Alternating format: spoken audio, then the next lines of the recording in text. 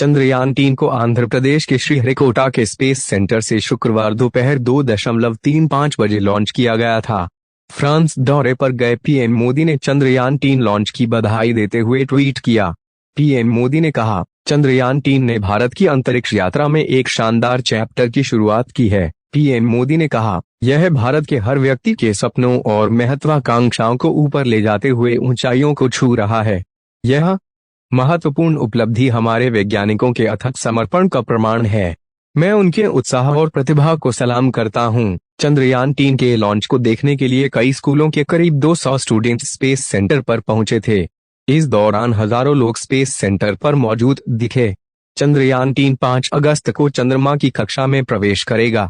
PM Modi ने चंद्रयान-3 के launch से पहले ट्वीट कर कहा था, भारत के स्पेस सेक्टर के क्षेत्र में 14 जुलाई 2023 की तारीख सुनहरे अक्षरों में लिखी जाएगी। इस मिशन में चंद्रयान का एक रोवर निकलेगा जो चांद की सतह पर उतरेगा और लूनर साउथ पोल में इसकी पोजीशनिंग होगी। चंद्रयान-3 की ने अपनी लॉन्चिंग के 4 चरण सफलतापूर्वक पूरे कर लिए हैं। इसरो के मुताबिक चंद्रयान-3 पृथ्वी की निर्धारित कक्षा में पहुंच गया है, जहां से वो चांद की कक्षा की ओर प्रस्थान करेगा। इसरो प्रमुख सोमनाथ ने कहा, चंद्रयान-3 ने चांद की अपनी यात्रा शुरू कर दी है।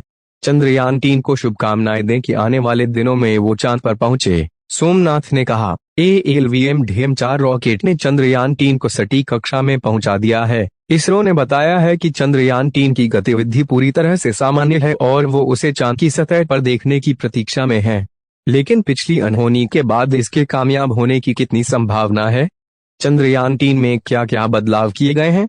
किन किन चीजों का ध्यान रखा गया है? इस मिशन का लक्ष्य क्या है? ऐसे कई बुनियादी सवाल जिनके जवाब जानने के लिए बीबीसी ने बात की डॉक्टर आकाश सिन्हा से। सवाल, इस बात की कितनी संभावना है कि चंद्रयान-3 चंद्रयान-2 के रास्ते नहीं जाएगा? इस बार क्या क्या बदलाव किए गए हैं? जवाब, बीते 50 सालों में कई मिशन प्लान और एग्जीक्यूट किए गए हैं, लेकिन चंद्रयान-2 ने पहली बार चांद पर पानी की खोज की।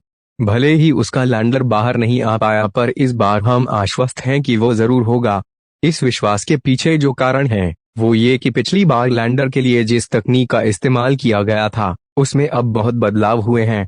चंद्रयान-3 को भारत का नया अंतरिक्ष अभियान, जानिए चांद पर क्या करेगा डॉक्टर आकाश सिन्हा की अंतरिक्ष, आर्टिफिशियल इंटेलिजेंस, रोबोट्स, ड्रोन्स में विशेषज्ञता है और वे शिवनादर यूनिवर्सिटी में पढ़ाते हैं।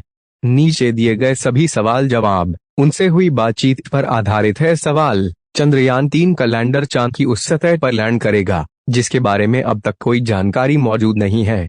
ऐसे में इस हिस्से में लैंड करना कितना मुश्किल है? यहाँ क्या क्या और कितनी परेशानियां आ सकती हैं? अगर ये सफलतापूर्वक लैंड कर जाता है तो भारत के लिए कितनी बड़ी उपलब्धि होगी?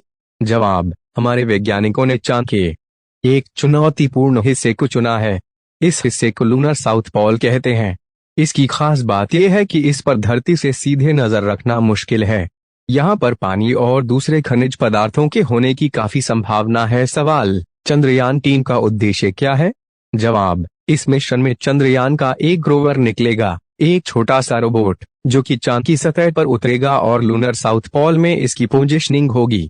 यहीं पर रोवर इस बात की खोज करेगा कि चांद के इस हिस्से में उसे क्या क्या खनिज, पानी आदि मिल सकता है।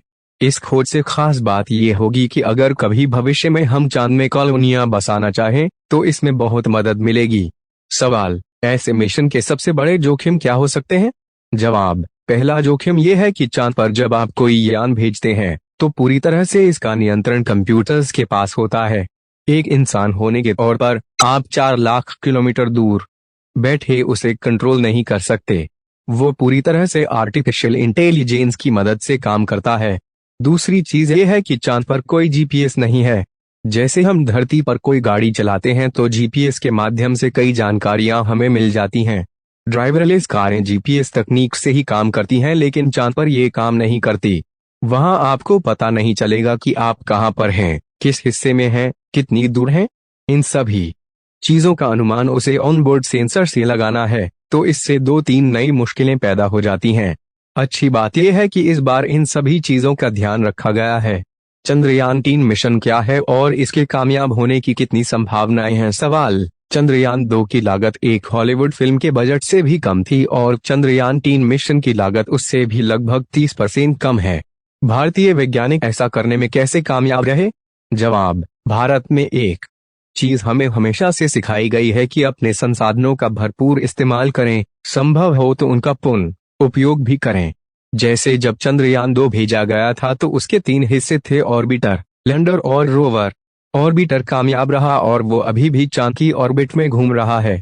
तो इस बार जब हम चंद्रयान 3 भेज रहे हैं तो ऑर्बिटर का प्रयोग नहीं कर रहे क्योंकि ऑर्बिटर वहां पहले से मौजूद है। ऐसे में हमारे ऑर्बिटर की पूरी लागत इस बार बच गई। इसरो की सबसे अच्छी बात यह है कि ये ज्यादातर काम इन हाउस करते हैं, यानी काफी तकनीक वो खुद से डेवलप कर लेते हैं, जिससे कम लागत में हम बड़े मिशन को अमल में ला रहे हैं। BBC हिंदी के एंड्रॉयड ऐप के लिए आप यहाँ क्लिक कर सकते हैं। आप हमें फेसबुक, ट्विटर, इंस्टाग्राम और यूट्यूब पर